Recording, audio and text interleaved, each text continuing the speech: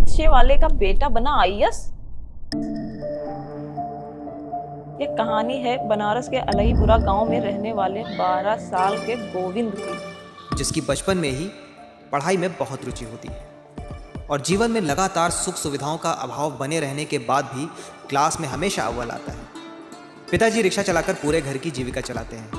माँ गृहिणी थी जिनका ब्रेन हेमरेज से देहांत हो चुका था और 3 बहनें हैं जिसमें निर्मला दी की शादी हो चुकी है और 2 बहनें ममता दी और गीता दी हमारा दायां और बायां हाथ बनकर हमेशा हमारे साथ खड़ी रहती हैं। गोविंद, प्रश्न उत्तर याद हो गए हो तो नहा लो, हम बाल्टी भर दिए हैं। दीदी, तुम्हारी ड्रेस कहाँ है? तुम जाके नहाओ, तुम्हारी ड्रेस कल हम धो के डाल आए थे छत पे, लेकर आ रहे हैं।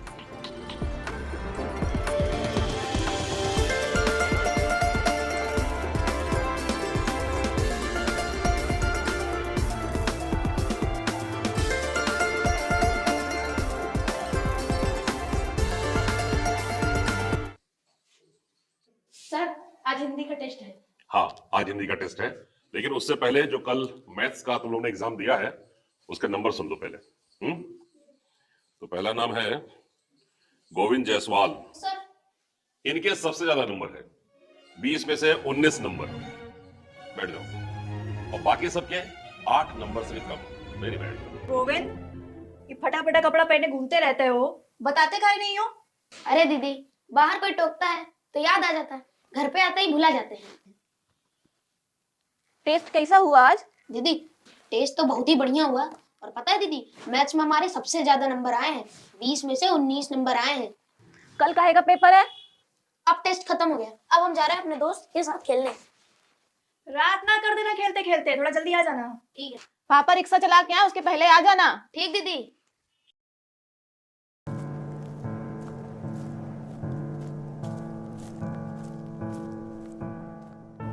जीवन में सुविधाओं का अभाव मुझे 12 वर्ष की उम्र में ही अप्रत्यक्ष रूप से बहुत कुछ सिखाता जा रहा था। जिस उम्र में बच्चों को साइकिल चलाना और खेलना कूदना पसंद होता था, उस उम्र में मुझे अलग अलग वर्गों के लोगों को उनका काम करते देखना पसंद आने लगा था। मेरा बस यही मानना था कि हर वर्ग या हर तरह के काम का अपना रिस्पेक्ट होता है, लेकिन समाज के बहुत से लोग आपका भविष्य आपके पिता के व्यवसाय से जोड़ते हैं।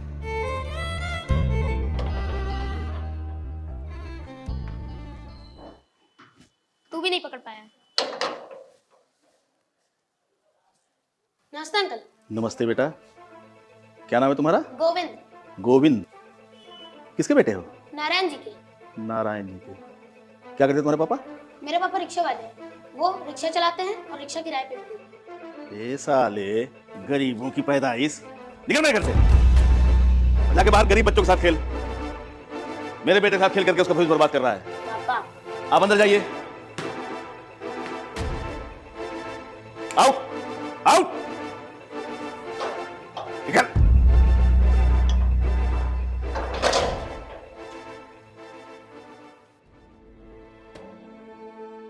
ये क्या था?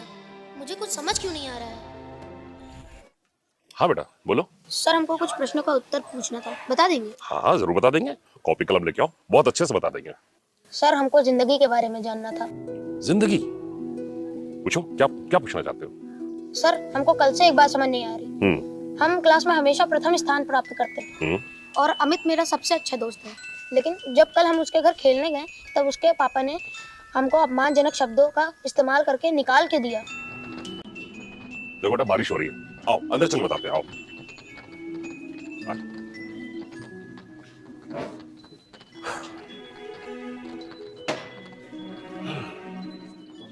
देखो बेटा, जो कोई समृद्ध है वह तथा कथित ऊंचे वर्ग के लोग ये अपने बच्चों के पास और अपने घर किसी गरीब को आने नहीं देंगे।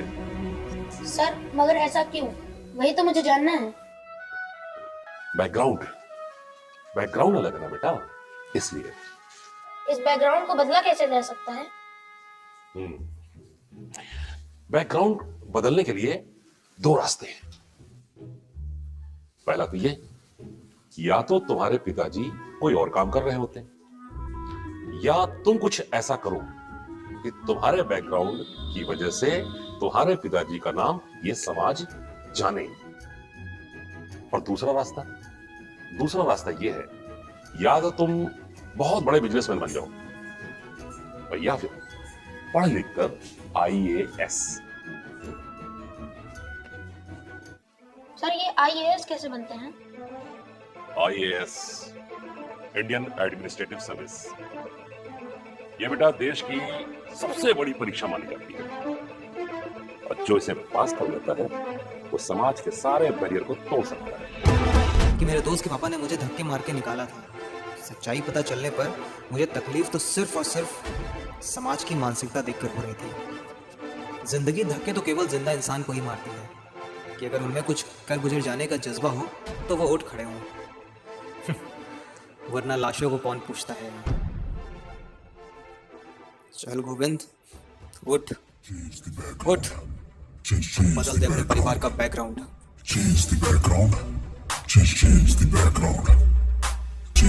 गोविंद, पापा कह रहे थे कि 12वीं पास कर लो तो तुमको ऑटो रिक्शा दिला देंगे। तुम्हारा क्या मन है? ओए, कितनी बार चेतावनी दी है कि यहाँ रिक्शा लेके ना खड़ा हुआ करो, लेकिन तुम सालों कपार पे ही खड़े हो जाते हो यहाँ के। सरकार जा रहे हैं। तुम 8वीं कक्षा से ट्यूशन पढ़ा रहे हो, और ट्यूशन वाले कहाँ देते हैं इतना पैसा। यही लिए सबका मन रहा है तुमको ऑटो दिला दिया जाए। बात तो ठीक है दीदी, अब हम महीने में ऑटो चला के ट्यूशन से ज्यादा तो हम पैसे कमा लेंगे। अब लेकिन ये ऑटो फाटो का हमको कोई भविष्य नहीं समझ में आता है, और ट्यूशन पढ़ाने में हमको एक भविष्य नजर आता है दीदी। बेटा अगर तुम्हारा मन पढ़ाई का है तो निश्चिंत होकर पढ़ो, हम तू का पढ़ा। अरे गोविंद, तुमको पता है जब से तुमने 10वीं कक्षा से सबसे मिलना छोड़कर पूरे मोहल्ले में फर्स्ट डिवीजन से पास किया है ना, सब यही कह रहे हैं कि लड़का बहुत मन लगा के पढ़ता है, लेकिन अब घमंडी हो गया है। बेटा खूब मन लगा के पढ़ो। अरे लोगों का तो काम है कहीं ना, हमारा बड़ा कि तुम देश की सबसे बड़ी नौकरी लेखपाल या कांस्टेबल की करो।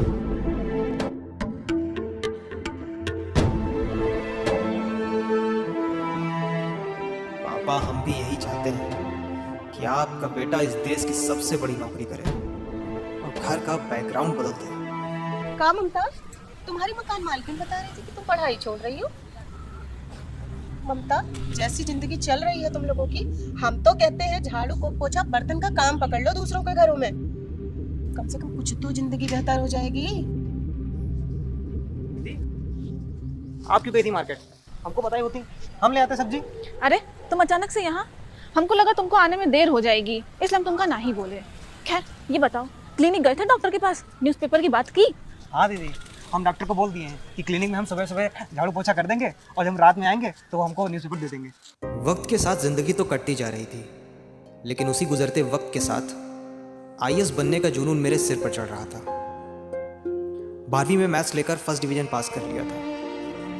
हमारी दोनों बहनों की शादी हो चुकी थी और किराए पर दिए हुए रिक्शे भी बिक चुके थे। अब घर में बचे थे हम, पापा और हमारी गरीबी के साथ IAS बन जाने की एक जलती हुई ज्वाला। वो कहते हैं ना कि हम जैसों के परिवार में लड़कियां अपना भाग्य लेकर आती हैं और हम लड़कों को अपना भाग्य खुद ही लिखना होता है, वरना लड़कों के हिस्से में आती है गरीबी, जिम्मेदारियां और कर्जा। पापा हम क्या सोच रहे थे कि एक ग्रेजुएशन करते करते जूते की रिटेल शॉप पर कुछ भर्ती आई हैं, तो हम का पार्ट टाइम ज्वाइन कर लें। इससे हमारी पढ़ाई भी नहीं डिस्टर्ब होगी और किताबों के पैसों का हम बंदोबस्त भी कर लेंगे खुद से। जब परिश्रम ही जिंदगी में एकमात्र ऑप्शन हो तो आपके अपने संघर्ष में आपका अपना डेडिकेशन सबसे बड़ा साथी बन जाता है। और अगर आपका डेडिकेशन बहुत ज्यादा है तो आपका सपोर्ट प्रकृति या भगवान किसी न किसी तरीके से करने ही लग जाते हैं। याद है उस दिन किताब खरीदने के लिए मेरे पास केवल 5 रुपए थे। गोविंद, ना आया मालिक। ये लो इस महीने की पगार। धन्यवाद मालिक। और हाँ, दुकान जल्दी बंद करनी है, बोतल लेकर के दुकान बंद कर दो। ठीक है मालिक। अरे आपको तो बुखार है। अचानक से कमजोरी लग रही है, ठीक नहीं लग रहा है बेटा। बुखार की वजह से लग रहा होगा बाबा आपको। आप लेटिए, हम डॉक्टर से दवा लेके आते हैं। आप लेटिए, आराम करिए। बेटा क्लिनिक में पेपर पेपर लेने जाना, तब दवा ले आना। अरे पापा काहे इतनी टेंशन लेते हैं, हम लेके आते दवा। तुम्हारी किताबों के लिए 20 रुपया लोटा में रखे हैं, बस वही है। अब बैठिए, हम लेके आते हैं। शुरू हो चुका है ये तमाशा, ये तमाशा शुरू हो चुका है, ये तमाशा, ये तमाशा शुरू हो चुका है, ये तमाशा, ये तमाशा शुरू हो चुका है, ये तमाशा, ये तमाशा। पता न चला जब मानी हाथ छोड़ा, पता न चला जब मानी हाथ छोड़ा। सीखा मैं पिता से अंदर की आग न खोना, खुद बना मैं कठोर तभी आज नहीं रोना। मैं कह गई थी तू अपने आप में है सोना, कुछ करके रहेंगे हौसलों से हम सशक्त है। ये जिंदगी नरक से आज बन गई फलक है, दिमाग में है जोर मेरे दिल में जो भड़क है। बदल दिया कलम से चाहे रहते थे सड़क। गोविंद, ये वाले ना तुम अच्छा काम कर रहे हो, आज से तुम्हारी पगार बढ़ गई है। अरे 250 रुपए चुका है ये तमाशा, ये तमाशा शुरू हो चुका है, ये तमाशा, ये तमाशा।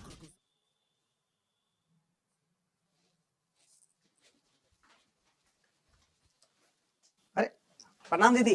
आशीर्वाद है। अब कैसी तबीयत है पापा आपकी?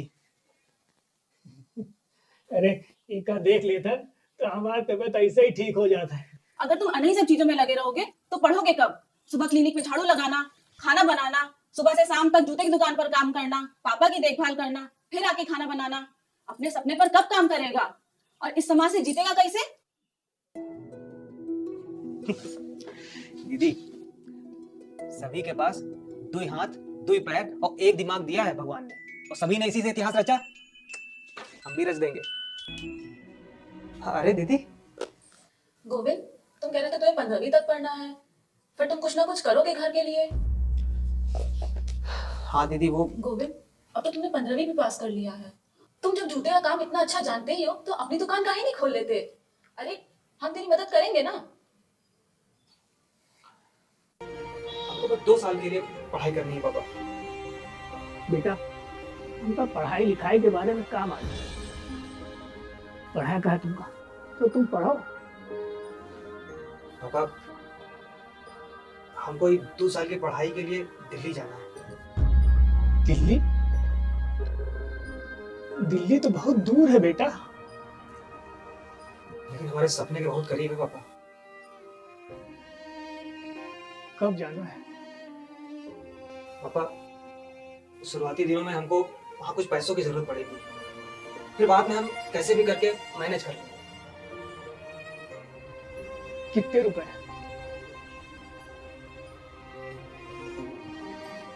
हर महीने कम से कम 3,500 रुपए लगेंगे। बेटा, इस जमीन के बिकने से अगर तुम्हारे मन की पढ़ाई हो जाती है और तुम नौकरी कर लेते हो तो ऐसी 10 जमीन खरीद ले हो। लेकिन पापा आप अरे बेटा, तो अब पैसा जरूरत अब है। अब जब हमको अब पैसा न दे तो ये जमीन का हम क्या करम? जब पीढ़ियों से बचाई गई जमीन एक बाप अपने बच्चे के भरोसे पर एक झटके में बेच दे, उसी वक्त जिम्मेदारियों के कंधे बदल जाते हैं। अब मैं अपने पिताजी की जिम्मेदारी नहीं था, बल्कि मेरे पापा अब मेरी जिम्मेदारी बन चुके थे। पापा ने 40,000 रुपए में जमीन का एक हिस्सा बेचकर उसमें से 25,000 रुपए मुझे दिए और बाकी पैसे पैर में बढ़ रहे सेप्टिक के इलाज के लिए रख दिए थे।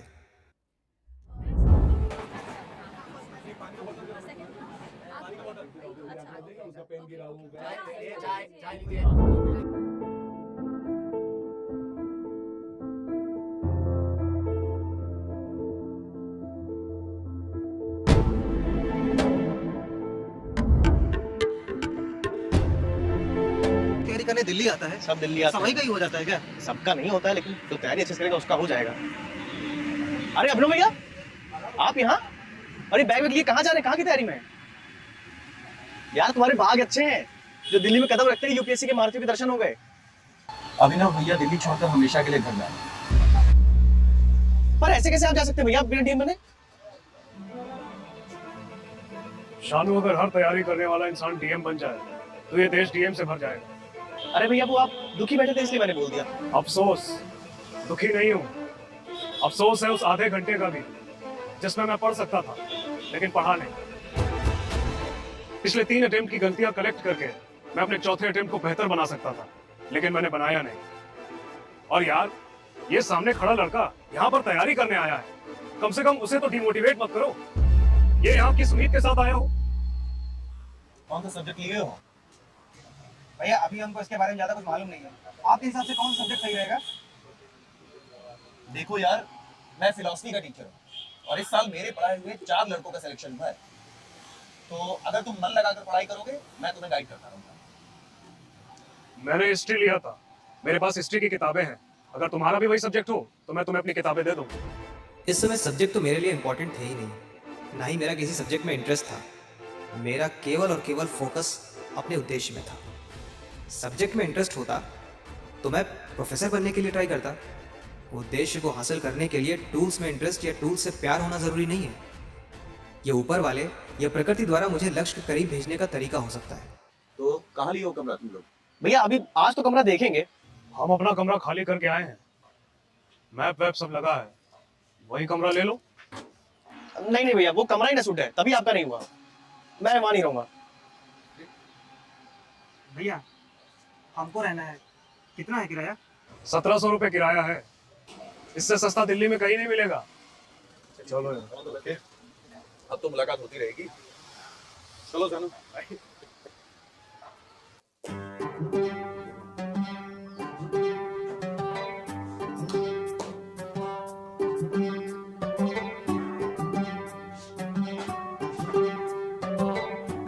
गोविंद, ये टिफिन वाले का नंबर है, फोन करके बोल देना दोनों टाइम खाना पहुंचाने के लिए, ठीक है? अच्छा वो भैया, यहाँ पर कितने में है टिफिन हो जाए? महीने के आखिर में 1600 रुपए खाने का देना है और 180 रुपए चाय का। हाँ, वो आप कह रहे थे कि यहाँ कहीं हमको ट्यूशन बताएंगे? अरे हाँ, यहीं पास में एक अंकल रहते हैं, शायद किसी गवर्नमेंट जॉब में है, उन्हीं के बच्चे को पढ़ाना है। चलिए भैया हमारी बात करवा। अरे अरे अरे, समय देख रहे हो, कितनी रात हो गई है। कल चलेंगे, जाओ जाकर पढ़ाई करो और कोई दिक्कत हो तो पूछ लेना। ठीक है भैया।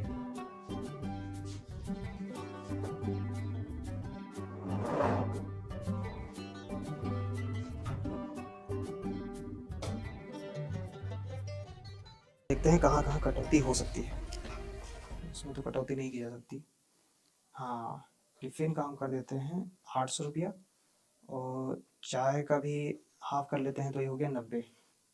टोटल हो गया 8 और 7 15, मतलब 2590 रुपये। हाँ ये ठीक है। बाकी देखते हैं कि ट्यूशन से हमको कितना मिल जाता है। इसका हिसाब इधर लिख लेते हैं, महीने का खर्चा। अरे गोविंद, चल भाई चाय पीने चलते बदला तक। हाँ यार, हमारे पास समय बहुत कम है अभी और हमको भी एक ट्यूशन देखने जाना है। तो भी जाओ यार चाय पीने, हम किस दिन चलेंगे साथ। तो क्या आप देखने का भी मौका नहीं है क्या मेरी तरफ? भाई यार तुम्हारी तरफ देखकर हम मना नहीं कर पाते, इसीलिए यार हिम्मत नहीं पड़ी तुम्हारी तरफ देखकर बोलने की। गुजार हूँ मैं उनका जिन्हें पढ़ने को दिया, शुक्रगुजार हूँ मैं उनका जिन्हें किताब है दिया और जुनून अंदर का मुझे खुद संभलने का। शुक्रगुजार हूँ मैं उनका जिन्हें पैदा है किया। हर तरफ से मैं बना, मेरे पास पैसे नहीं पर अंदर था जुनून हार मानने का नहीं। तो दौड़ा इधर उधर कोई बचत तो मिले कि पढ़ा के करूँ पैसों की इस भूख को फतेह।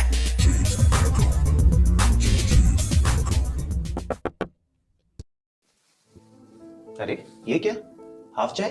अरे भैया चाय हम बहुत कम पीते हैं, वो तो मंगा लेते हैं कि पढ़ाई करते वक्त नींद ना आए। अच्छा, और वो खाना नहीं लाया तुम्हारा? क्या है भैया कि रात को हम खाना नहीं मंगवाते हैं, खाना खा लेते हैं, फिर पढ़ाई करते वक्त बहुत नींद आती है। चलो तुम चाय पियो, फिर इसको बाद में पढ़ाते हैं। भैया वो ईगल की द्वंद्वात्मक प्रणाली आज खत्म कर देते हैं।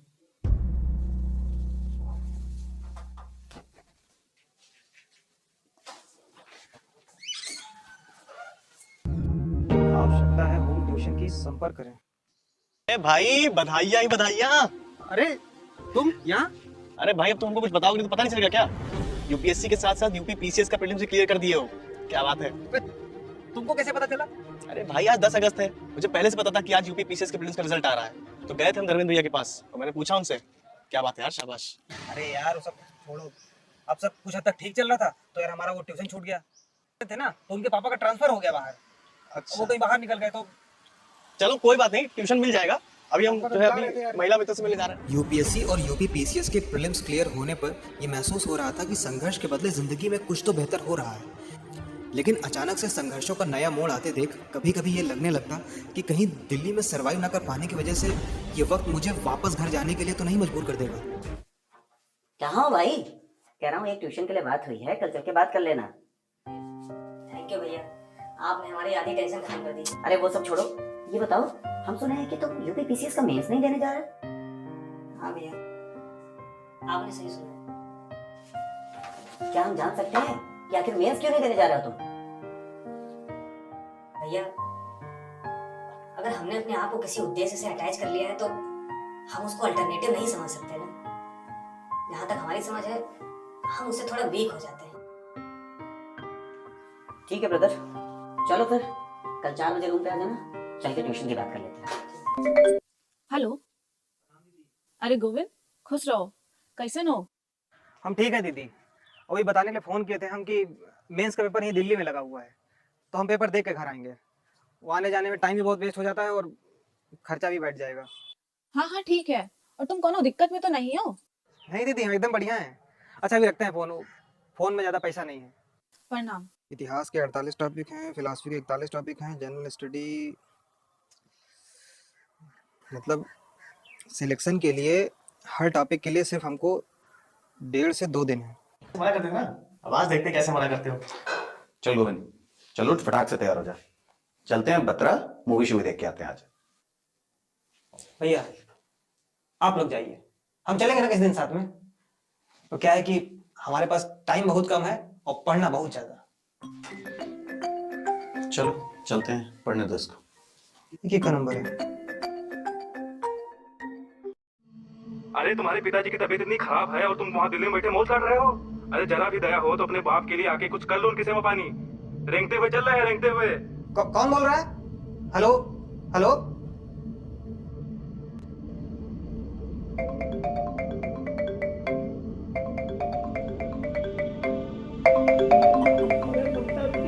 हाँ पापा। तुम्हारा फोन बज रहा है।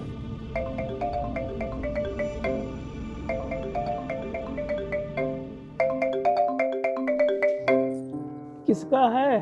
गोविंद है पापा। बिटिया, हमको भी गोविंद की आवाज सुननी है। आवाज बढ़ा दो, यहाँ आके बैठ के बात करो। हेलो, प्रणाम दीदी। खुश रहो, कैसे हो? ठीक है दीदी, ये बताइए पापा की तबीयत इतना खराब हो गई कि पापा कराल करके चलते हैं। नहीं नहीं, ज्यादा दिक्कत नहीं है, पट्टी वट्टी करके ठीक कर रहे हैं। अरे सेफ्टी कितना बढ़ गया है, डॉक्टर सर्जरी कराने बोला है, झूठ क्या बोल रही है? अरे गोविंद, तुम चिंता ना करो, पढ़ाई पर ध्यान दो, और हम सब तो है ही ना यहाँ पे।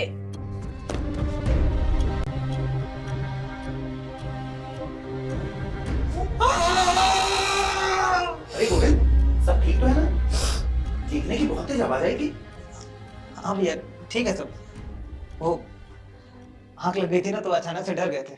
गोविंद ठीक तो है? हाँ पापा, वो भी क्या करे, पढ़ाई का भार जो रहता है। 1-1.5 साल की तो बात है, पढ़ाई पूरी कर ले, फिर अपने साथ ही तो रहेगा। उस अनजान नंबर से फ़ोन आने के बाद मुझे एक नई चीज़ महसूस हुई कि जब लोग आपको बिना समझे आप पर अटैक करते हैं तो वो सिचुएशन और भी ज़्यादा टफ हो जाती है। लेकिन ये होगा ही होगा, इसके लिए हमको हमेशा तैयार रहना चाहिए, क्योंकि ये हमारा रास्ता है, हमारा तरीका है, हमारा उद्देश्य है। इसके लिए पूरा सेक्रीफाइस हमको ही करना है, कोई और नहीं आएगा। सामने वाले को जवाब देने और उसे कन्विंस करने से कभी कुछ नहीं सॉल्व होगा। हमें अपने एक्शन और अपने अचीवमेंट से लोगों को जवाब देना होगा। अब बैकग्राउंड बदलने के लिए मेरे कानों में बस एक ही आवाज़ सुनाई दे रही थी, मेहनत मेहनत और मेहनत।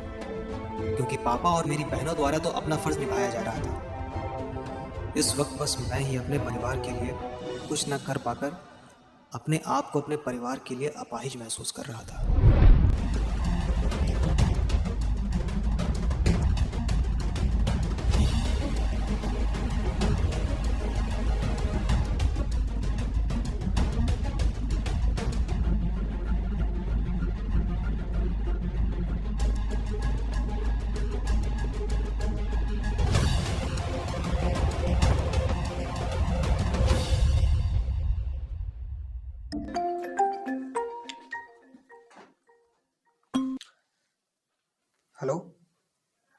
प्रणाम दीदी।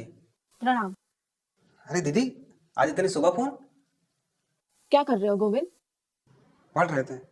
सब ठीक तो है ना दीदी? गोविंद, पापा की हालत बहुत खराब हो रही है। वो रोटी और अचार को पानी में डुबो डुबो के खा रहे हैं। सब्जी तक लाने के पैसे नहीं है यहाँ, और इधर हमारे यहाँ भी कुछ सही नहीं चल रहा, तो शायद हम वहाँ आकर कुछ मदद ना कर पाए।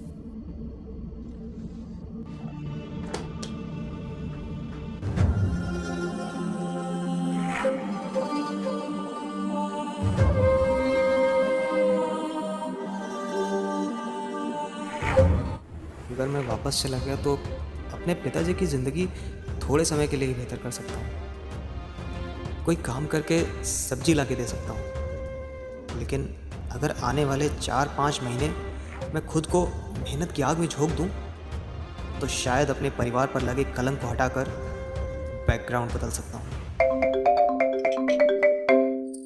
हाँ गोविंद, आवाज नहीं आ रही थी। कुछ भी हो जाए दीदी, फ़ोन मत करिएगा। अक्टूबर में एग्ज़ाम है, अगर उसमें नहीं हुआ तो हम भी नहीं रहेंगे। मेरी बहन वहाँ बैठी एक पैसे वो गिनती है, तकलीफ में वो रह के मेरे बारे पहले सोचती है। कैसे तुम बताओ मैं हार मान जाऊं, फंसाऊं फंदे में गला या पूरी जो लगाऊं। 3 साल बीते नया कोई नहीं है कपड़ा, 3x7 का बस एक छोटा कमरा, जिसमें होती रोज सुबह हो रही है शाम। बताओ कैसे पढ़ूं कोई दे दे समाधान, निगेटिव थॉट से होती इरिटेशन। पसंदीदा नहीं कुछ पूरी करनी एजुकेशन, वेस्ट ना किया मैंने एक भी वैकेशन, बस लगा रहा पानी को फॉर दैट एप्रीवेशन। जमीन पे है पैर मेरी सोच आसमान पे, घर से अपने निकला कल को बेहतर बनाने। ये बोलते पढ़ाई छोड़ दे रहे थे ताने, तो आ गया मैं दिल्ली कुछ करके दिखाने। जब उम्र 11 की थी सौगंध उस लिबास की, खेलने की उम्र में मैं जी रहा था सादगी। बदलो उनकी सोच को ये बात है समाज की, हक है सबको पढ़ने का ये वाकई संविधान की। चील जैसी आंखें और चीते जैसे चाल भी बनाए रखना, तो घर करने चला क्रांति। तो ठोस रख कदम में ये बात मेरी काट ले है, जिसके काबिल को मिलेगा बात मेरी मान ले। शुरू हो चुका है ये तमाशा, ये तमाशा शुरू हो चुका है, ये तमाशा ये तमाशा शुरू हो चुका है, ये तमाशा ये तमाशा शुरू हो चुका है, ये तमाशा ये तमाशा।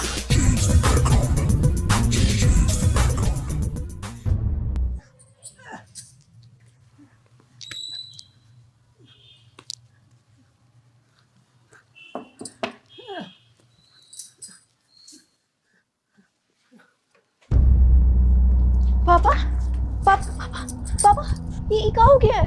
ये कैसे हुआ है? कुछ नहीं बेटा, तुम बैठो चलो। लेकिन ये हुआ कैसे? तुम बैठो चलो, बैठो।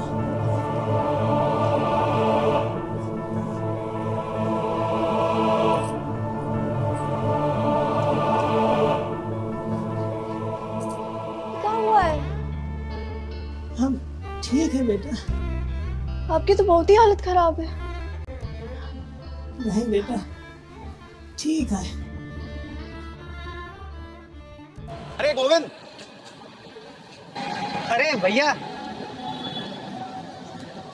कैसा जा रहा है मेंस? बस भैया मेंस में बढ़िया गया, फिलॉसफी का है, देखते हैं। अरे अशोक जी, एक चाय दीजिए। अरे नहीं भैया, चाय नहीं लेंगे, हम जा रहे हैं जरा कमरे पर, हमारा टिफिन आ गया होगा तो सीधे लंच करेंगे। चलो ठीक है। और सुनो, हाँ भैया, 3 दिन बाद तुम्हारा पेपर लगेगा फिलॉसफी का। कोई भी डाउट हो, कोई दिक्कत हो तो पूछ लेना भैया से, ठीक है? हाँ ठीक है। बस कुछ ही दिन तो मेरे पास है बच्चे, इधर फोकस हिट और म्यूजिक तो शब्द है बच्चे। पढ़ाई को मैं लेने लगा जैसे कोई नशे, मैं डूबा रहूं उसमें मुझको आते हैं मजे। मुझे आग में जलने से ज्यादा तपना आ गया, खुद को जलाकर मैं राख कर रहा सपना आ गया। मंजिल को ना भूल पाऊं ये सदमा आ गया, उसके बिना लगे जैसे कोई दफना के गया।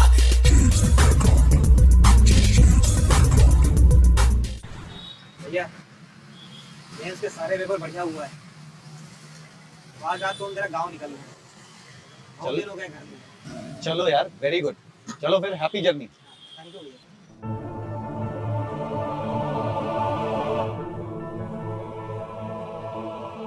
मैंने पिछले 3-4 दिनों में अपनी पूरी जान पढ़ाई में इस कदर झोंक दी थी कि 72 घंटे लगातार मैं पढ़ता ही रहा। दिन रात खाना पानी सब कुछ भूल चुका था मैं। आज 3 दिन बाद मैं खाना खाने के लिए बैठा था। मेरी आंतें इतना सूख चुकी थी कि 3 दिन बाद रोटी का एक निवाला भी मेरे गले के नीचे नहीं उतर रहा था। मैं किसी तरह बस खुद को संभाले जा रहा था।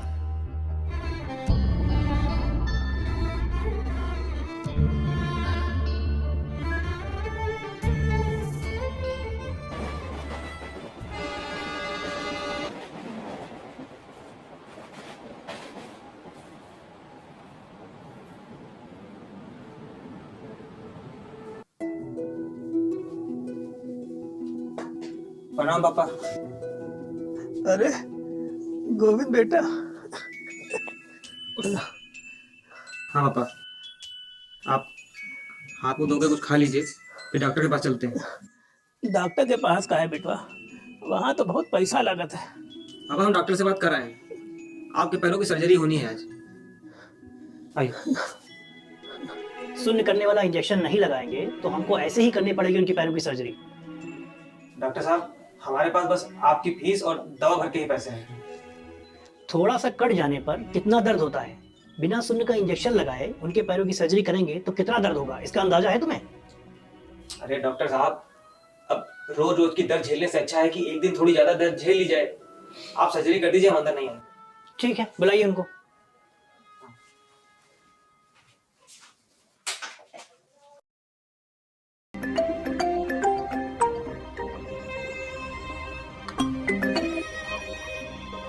हाँ, प्रणाम दीदी।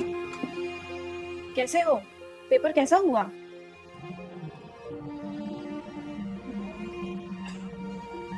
दीदी, अगर हमको इससे ज्यादा पढ़ना पड़ा ना तो मर जाएंगे। गोविंद, ऐसे परेशान नहीं होते हैं, सब ठीक हो जाएगा। और अगर तुम भी ऐसे परेशान होने लगे तो पापा का कौन ध्यान रखेगा? दीदी, टाइम मिले तो घर आइएगा।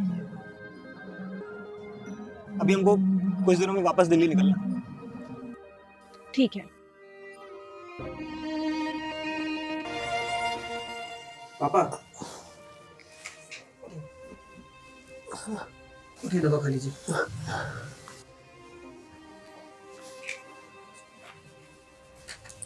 लीजिए।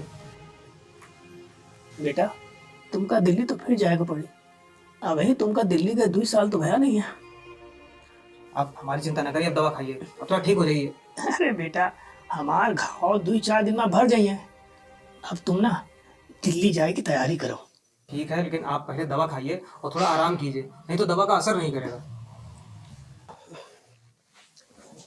सर्जरी के वक्त पापा के मुंह से दर्द के मारे निकली वो चीख मेरे कानों में बार बार सुनाई दे रही थी। मुझे अब समझ आ गया था कि अब इस सिचुएशन से निकलने के लिए मेरे पास बस 3 से 4 महीने ही हैं, और पापा के जरा सा ठीक होने पर ही मैं दिल्ली वापस चला गया। वैसे ये पुराने पेपर्स को लेकर क्या कर रहे हो तुम? अरे भैया, ये वो जो यूपीएससी का हम मेंस दिए थे ना, उसमें हमने 20 गलतियां निकाली हैं। अब हमको अगले अटेम्प्ट में ये गलतियां नहीं करनी है। क्या मतलब? तुम्हें खुद पर भरोसा नहीं है कि इस बार सिलेक्शन हो जाएगा तुम्हारा? अरे भैया, भरोसा है, हो जाएगा, लेकिन अगर रैंक ठीक ना आई ना तो उसके लिए तो अभी से प्रिपरेशन करनी पड़ेगी ना भैया। अरे यार, तुम्हारा जज्बा देखकर तो ऊपर वाला भी तुम्हें सपोर्ट करने आ जाए। भैया, हाँ भैया। चलो तो फिर शाम को नीचे आ जाना, ट्यूशन की बात करने चलते हैं। ठीक है भैया। ठीक है।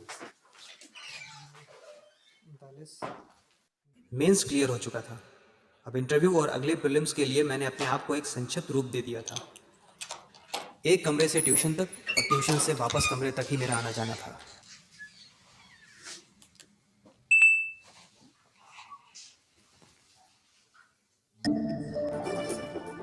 हेलो, हाँ सानू भाई।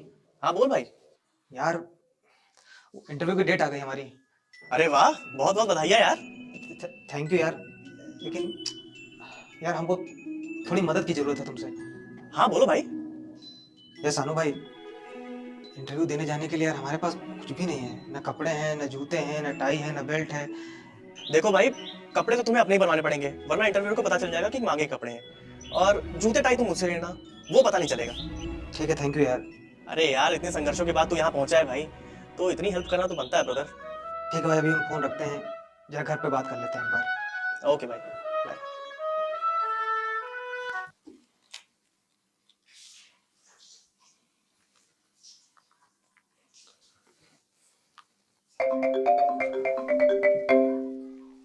हेलो। प्रणाम दीदी। खुश रह, कैसा है तू? ठीक है दीदी। वो दीदी, वो इंटरव्यू देने जाने के लिए हमको भूसे टू पैंट खरीदना है, उनके लिए 2000 रुपये मिल जाएंगे क्या दीदी? 2000 रुपए तो है, लेकिन वो तो अल्ट्रासाउंड और दवाइयों के लिए रखे हैं। लेकिन अगर उसे पैसे नहीं देंगे तो उसकी इतने सालों की तपस्या बेकार हो जाएगी। दीदी। हाँ, नंबर भेज देना किसी का, मैं भेज दूंगी पैसे। दीदी, आप अगर ना होती तो हम क्या करते? पैसे कट रहे होंगे फोन में, इस बार आना तब मुलाकात होगी। अरे गोविंद, अरे कहाँ इतनी जल्दी में? इंटरव्यू कैसा गया? इंटरव्यू बढ़िया हुआ है भैया, अभी हम थोड़ा जल्दी में हैं, हम बाद में मिलते हैं। अरे सुन तो, अरे मिलते हैं भैया। गोविंद, इंटरव्यू बहुत अच्छा हुआ है, लेकिन अगर तुम्हारा नहीं हुआ तो अभी तो तुम केवल 22 साल के ही हो, और भी मौके हैं तुम्हारे पास, तो आगे भी एग्जाम दोगे। मैडम, जिंदगी में नेगेटिव अप्रोच तो रही नहीं, और ये सफ़र जो 1.5 साल का था, फाइनली आप लोगों से मिलना हुआ और बहुत अच्छा लगा।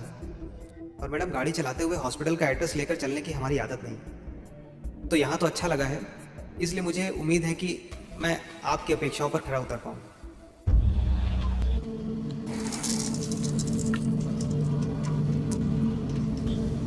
तुमसे कितनी बार बताया है कि अपना कूड़ी भाड़ा लेके रोड पे मत बैठा करो, समझ में नहीं आता तुम्हारी? हैं? वसूली के नाम पे 1 रुपया नहीं निकलता है तुमसे, बस सामान रख के रोड पे बैठ जाओ। चलो अंदर करो। इनके लड़के ने भी आईएएस का इंटरव्यू दिया है, अगर बन गया ना आईएएस आईपीएस तो तुमको ब्याह सहित वसूली देगा।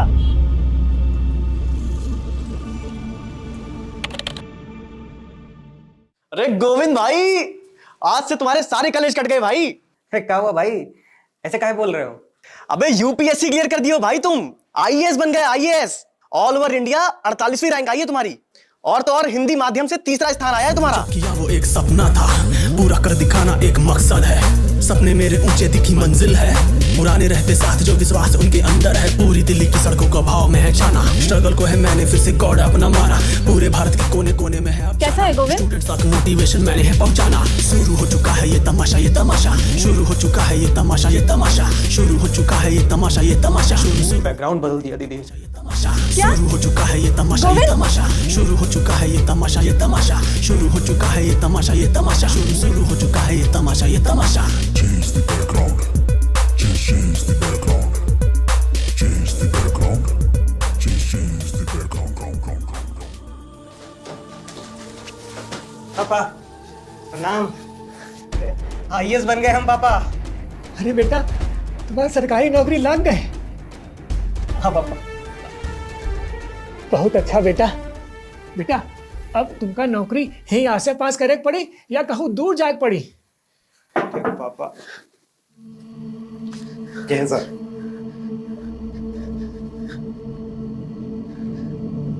मैं अपनी गलतियों के लिए क्षमा चाहता हूँ सर, हो सके तो हमें माफ कर दें। बेटा, कब कांस्टेबल से बड़ी कोनो सरकारी नौकरी होते का? हाँ पापा। अरे आईएएस साहब, बहुत बहुत बधाई। आज आईएएस बनकर अपने पिताजी के नाम के साथ साथ शहर का नाम रोशन कीजिए। Thank you sir. कल अखबार की हेडलाइन होनी चाहिए, रिक्शे वाले का बेटा बना आईएएस।